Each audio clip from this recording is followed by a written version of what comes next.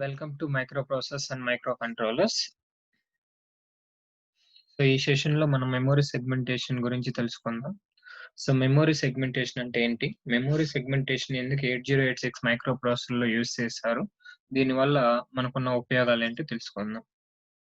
So, 8086లో memory segmented memory అంటున్నాం. Sir ఎందుకు sir 8086లో segmented memory వచ్చిందనైతే మనకి ఇంటర్నల్‌గా డేటా బస్ యొక్క లెంత్ వచ్చేసి 16 బిట్. అడ్రెస్ బస్ యొక్క లెంత్ 20 బిట్. సో, నాకు 20 బిట్ ఫిజికల్ అడ్రెస్ రిప్రజెంట్ చేయాలంటే సపోజ్ 1, 2, 3, 4, 5 అనే దాన్ని నేను అడ్రెస్ బస్‌లోకి లోడ్ చేయాలంటే నాకున్న కేపబిలిటీ ఎంత? D0 to D15 data bus 16 bit. So, కాబట్టి నేను 16 బిట్ మాత్రమే ఫిల్ చేయగలుగుతాను. 20 బిట్‌ని నేను ఫిల్ చేయలేను. సో, అది మెయిన్ రీజన్ ఇక్కడ సెగ్మెంటెడ్‌గా డివైడ్ చేయడానికి. సో, కాబట్టి వీళ్ళేం చేశారంటే so, capability data bus capability 16 బిట్టే కాబట్టి సో, మాక్సిమం 16 బిట్ కన్నా ఎక్కువ ఫిల్ చేయలేదు. అందుకనేసి వీళ్ళేం చేశారంటే 16 బిట్ కేపబిలిటీతో 2 power 16 is nothing but 16 zeros నుంచి 16 వన్స్ వరకు అంటే 64 కిలో బైట్స్‌ని మనం రిప్రజెంట్ చేయగలుగుతామనమాట. అది 8086 యొక్క సిపియు ఆర్కిటెక్చర్ కేపబిలిటీ. సో, కాబట్టి వీళ్ళేమన్నారంటే ఆ 64 కిలో బైట్స్‌ని ఒక సెగ్మెంట్ అనేసి నేమ్ ఇవ్వడం జరిగింది. సో, సెగ్మెంట్ అంటే 64 కిలో బైట్స్. అది కూడా ఎందుకు 64 కిలో బైట్సే ఉంది? వై నాట్ సమ్ అదర్ అంటే సో, ఇక్కడ 64 కిలో బైట్స్ డివైడ్ చేయడానికి రీజన్ ఏంటంటే 16 బిట్ కేపబిలిటీయే కాబట్టి 2 power 16 equal to 64 kilo bytes అది ఒక రీజన్. సో, 16 జీరోస్ నుంచి 16 వన్స్ వరకు సపోర్ట్ చేస్తుంది. అది మనం గుర్తుపెట్టుకోవాల్సొస్తుంది. నెక్స్ట్ వచ్చేసి ఈ సెగ్మెంటెడ్‌గా డివైడ్ చేయడం వల్ల మెమరీ మనకి ఫాస్ట్‌గా మనం యాక్సెస్ చేయొచ్చు. సో, ఎలా ఫాస్ట్‌గా యాక్సెస్ చేయొచ్చు అనుకుంటే ఫర్ ఎగ్జాంపుల్ తీసుకుందాము. హ్మ్. విలేజ్‌కెళ్ళాము. ఆ విలేజ్‌లో నేను హౌస్ నంబర్ 54ని ఐడెంటిఫై చేయాలి. సో, హౌస్ నంబర్ 54ని ఐడెంటిఫై చేయాలంటే, మనం ఏం చేస్తాం ఫస్ట్ హౌస్ కాడికెళ్తాం. 54 ఈక్వలా కాదని చెక్ చేస్తాం. Next house, next house, next house అలా స్టార్టింగ్ నుంచి అప్ టు 54 మ్యాచ్ అయ్యేంత వరకు చెక్ చేసుకుంటూ వెళ్తాం సీక్వెన్స్‌లో. సో, ఫైనల్‌గా మనకెంతొస్తుంది నంబరు 54 అనేది మ్యాచ్ అవుతుంది. అంటే మనకి ఎన్ని అటెంప్ట్స్ కావాల్సొస్తుంది? 54 అటెంప్ట్స్. ఫ ఒక ఉదాహరణకు ప్రతి ఒక్క అటెంప్ట్‌కి ఒక 1 మినిట్ టైమ్ తీసుకుంటే 54 మినిట్స్ టైమ్ కావాలి నాకు ఆ హౌస్‌ని ఐడెంటిఫై చేయడం కోసం. అలా కాకుండా ఇంకొక విలేజ్‌కెళ్ళాము. సేమ్ 54 నంబర్‌ని ఐడెంటిఫై చేయాల్సొచ్చింది. హౌస్‌ని ఐడెంటిఫై చేద్దాం అనుకుని వెళ్ళాను. సో, ఆ 54 అనే నంబర్‌ని ఆ హౌస్ నంబర్‌ను మనం ఐడెంటిఫై చేయాలి కాబట్టి, ఆ విలేజ్‌లో ఏం చేశారంటే అన్నీ రోస్ అండ్ కాలమ్స్‌గా కన్‌స్ట్రక్ట్ చేస్తున్నారు ఈ ఇల్లులన్నిటిని గూడా. అంటే రోస్ అండ్ కాలమ్స్‌గా ఎలా అంటే ఫస్ట్ స్ట్రీట్‌లో 0, 1, 2, 3, 4, 5, 6, 7, 8, 9 ఈ నంబర్స్ ఈ హౌసెస్ ఉన్నాయి. నంబర్ గల హౌసెస్ ఉన్నాయి. సెకండ్ స్ట్రీట్‌కెళ్తే అగైన్ ఆహ్, 11, 12, 13, 14, 15, 16, 17, 18 10, 11, 12, 13, 14, 15, 16, 17, 18, 19 వరకున్నాయి. థర్డ్ కాలమ్‌కెళ్ళి థర్డ్ స్ట్రీట్‌కెళ్ళే కొందికి ఇక్కడ 20, 21, 22, 23, 24, 25 ఇలా ఒక రోస్, కాలమ్స్ ప్రకారము వాళ్ళు డివైడ్ చేసి కరెక్ట్‌గా ప్లాన్ చేసి కనెక్ట్ చేస్తున్నారు. సో, ఇప్పుడు నాకు అడ్వాంటేజెస్ ఏంటి ఇందులో? నేను ఫస్ట్ 54 కావాలి కాబట్టి ఆటోమేటిక్‌గా ఫస్ట్ స్ట్రీట్‌లో 0 second street 10, third street 20, fourth street 30, so fifth street 50 ఆహ్,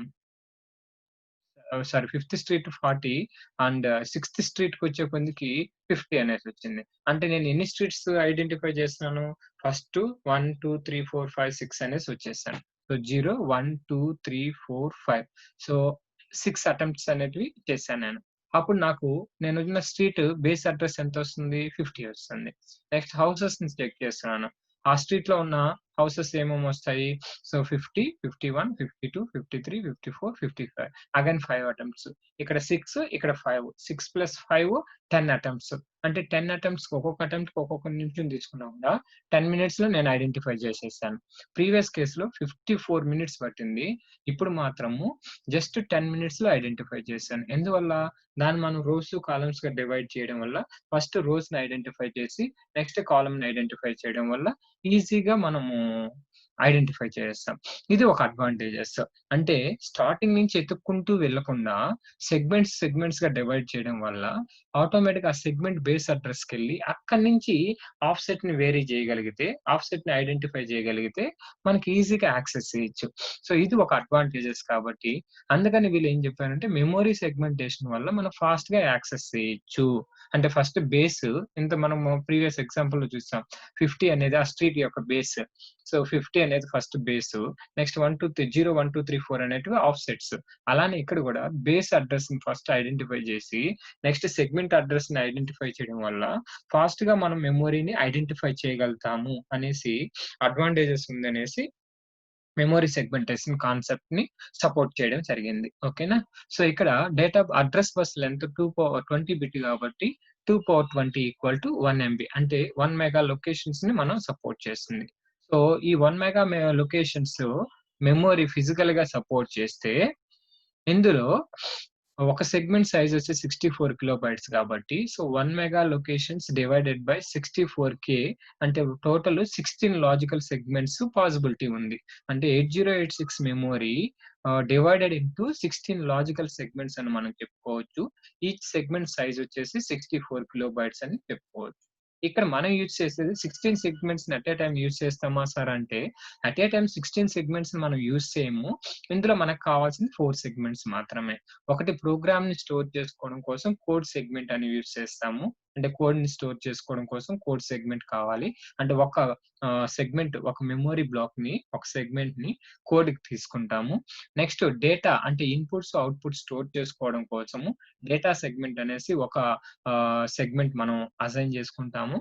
నెక్స్ట్ వచ్చేసి మనకి ఇంకేమన్నా సీక్వెన్స్ ఆఫ్ డేటా పెర్ఫార్మ్ చేసేటప్పుడు అంటే మేము స్ట్రింగ్ కావచ్చు, గ్రూప్ ఆఫ్ లొకేషన్స్‌లో నుంచి డేటా గ్రూప్ ఆఫ్ లొకేషన్‌లోకి కాపీ చేయొచ్చు. అలా గ్రూప్ ఆఫ్ ఆపరేషన్స్ ఏమైనా పెర్ఫార్మ్ చేసేటప్పుడు మనం వచ్చేసి ఎక్స్ట్రా సెగ్మెంట్ అనే దాన్ని తీసుకోవడం జరుగుతుంది.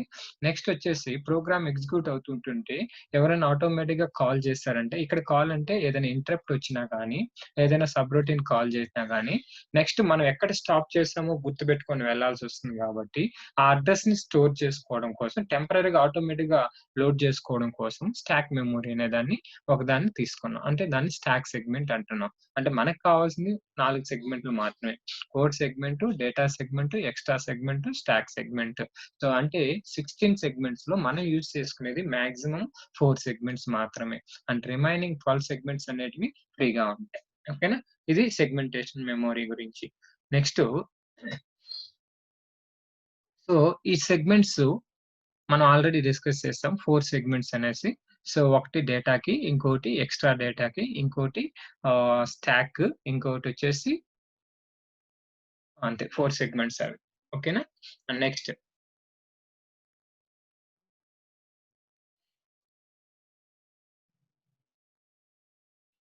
ఇక్కడ గుర్తుపెట్టుకోవాల్సిన పాయింట్ ఏంటంటే, సో, కొన్ని కేసెస్‌లో మెమరీ అనేది ఓవర్‌లాపింగ్ అనేది జరుగుతూ ఉంటుంది. సార్ ఎలా మెమరీ అనేది ఓవర్‌లాపింగ్ జరుగుతుంది sir? Memory overlapping, non overlapping అనే 2 పాయింట్స్ వస్తున్నాయి. ఒకటొచ్చేసి ఓవర్‌లాపింగ్, సెకండ్ వన్ వచ్చేసి నాన్ ఓవర్‌లాపింగ్.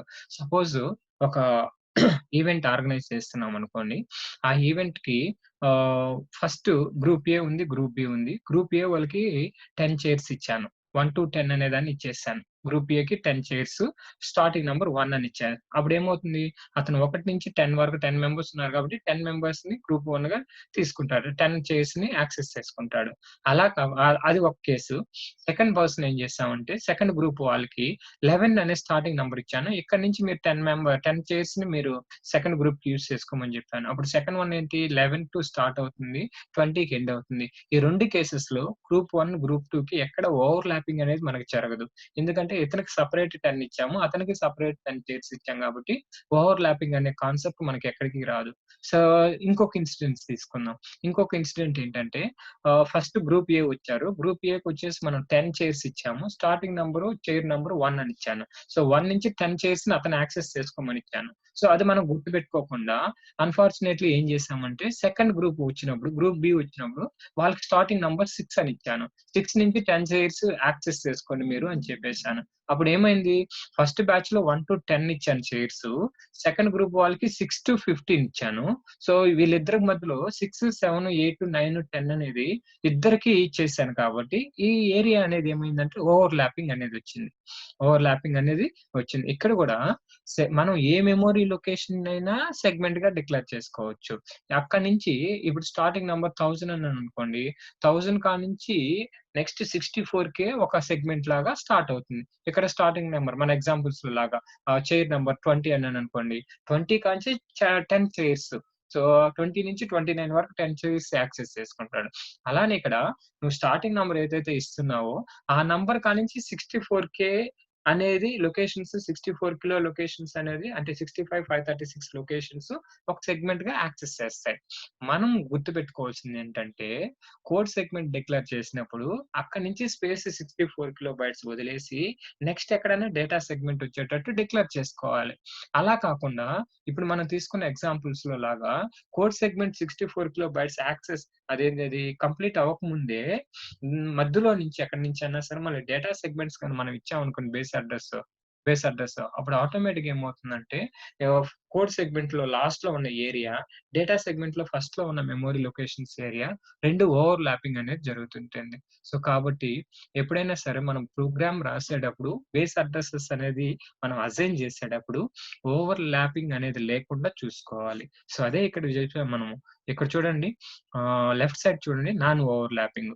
ఇక్కడ నేనిచ్చింది 2500 బేస్ అడ్రెస్ ఇచ్చాను. Starting address. ఇక్కడి నుంచి ఎంత యాక్సెస్ చేస్తుంది? ఇక్కడి నుంచి ఆఫ్‌సెట్ 4 జీరోస్ టు 4 ఎఫ్ఎఫ్ అంటే 64 కిలో యాక్సెస్ చేస్తుంది. సో, ఇక్కడ ఎక్కడ కూడా ఓవర్‌లాపింగ్ అనేది జరగడం లేదు. ఇది సెగ్మెంట్ 2కిచ్చాను. సెగ్మెంట్ 1కి ఎక్కడిచ్చాను? 1000 నుంచి ఇచ్చాను. సో, 1000 నుంచి 1000 అంటే base address into multiplied by 10 10,000 H. 10,000 H నుంచి up to 1 with triple FF 4 FF వరకు ఈ సెగ్మెంట్ అనేది యాక్సెస్ చేస్తాము. సో, ఇక్కడ ఎక్కడ ఓవర్‌లాపింగ్ అనేది జరగలేదు. ఎందుకంటే ఇది 1 విత్ 4 ఎఫ్ఎఫ్ వరకే స్టాప్ అయిపోయింది. బట్ సెకండ్ ఎగ్జాంపుల్‌లో చూడండి రైట్ సైడ్ చూడండి ఒకసారి. సెగ్మెంట్ 1 1000లో స్టార్ట్ చేశాను. అంటే మల్టిప్లైడ్ బై 0 బేస్ అడ్రెస్ 10,000. 10,000 నుంచి ఎక్కడి వరకు యాక్సెస్ చేసుకుంటున్నాము? 1 విత్ 4 ఎఫ్ఎఫ్ వరకుంటుంది. 1 విత్ 4 ఎఫ్ఎఫ్ వరకు ఇక్కడి వరకు సెగ్మెంట్ ఉంటుంది. బట్ నేను సెకండ్ సెగ్మెంట్‌ను స్టార్టింగ్ అడ్రెస్ ఎక్కడిచ్చేసాను? 1A00 ఇచ్చేసాను. సో, 1A00 ఇవ్వడం వల్ల ఈ ఫస్ట్ కొంచెం ఏరియా ఏమైంది ఓవర్‌లాప్ అనేది జరగడం జరిగింది. ఇక్కడ ఓవర్‌లాప్ అనే కాన్సెప్ట్ మనకి క్లియర్‌గా తెలుస్తా ఉంది.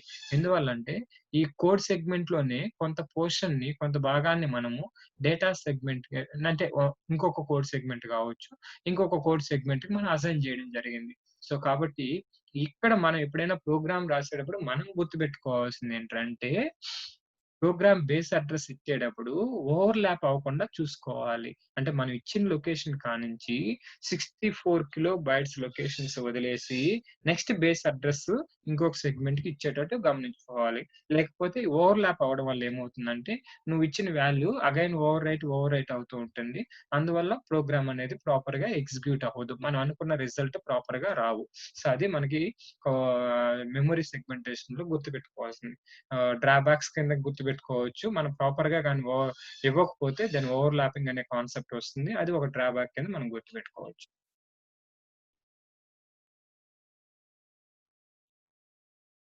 సో, మనకి 8086లో సెగ్మెంట్ రిజిస్టర్స్ అని ఉన్నాయి.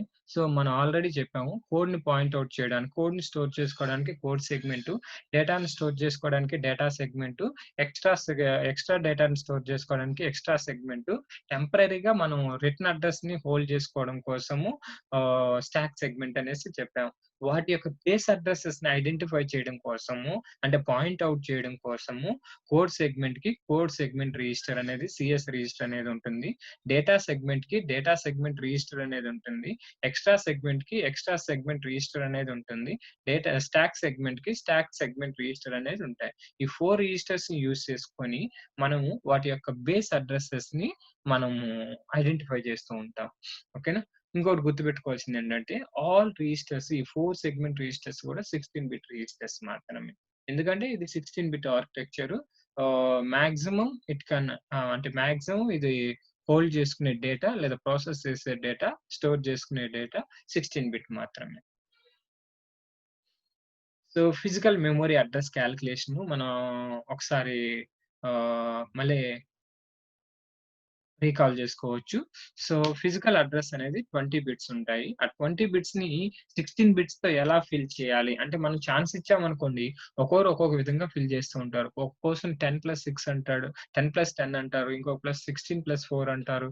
ఇంకో ప్లస్‌ను అలా ఒక్కొక్కరు ఒక్కొక్క కాన్సెప్ట్ యూజ్ చేస్తూ ఉంటారు. సో, అలాంటి కాన్సెప్ట్స్, అలాంటి ప్రాబ్లమ్స్ రాకూడదని వాళ్ళు స్టార్టింగే ఏం చేశారంటే, ఒక ఫిజికల్ అడ్రెస్ కాలిక్యులేషన్ లేదా ఎఫెక్టివ్ అడ్రెస్ కాలిక్యులేషన్‌కి ఒక ఫార్ములా అనేదాన్ని డిజైన్ చేశారు. సో, ఆ ఫార్ములా ఏంటంటే డిఫాల్ట్‌గా segment address into 10H plus offset address.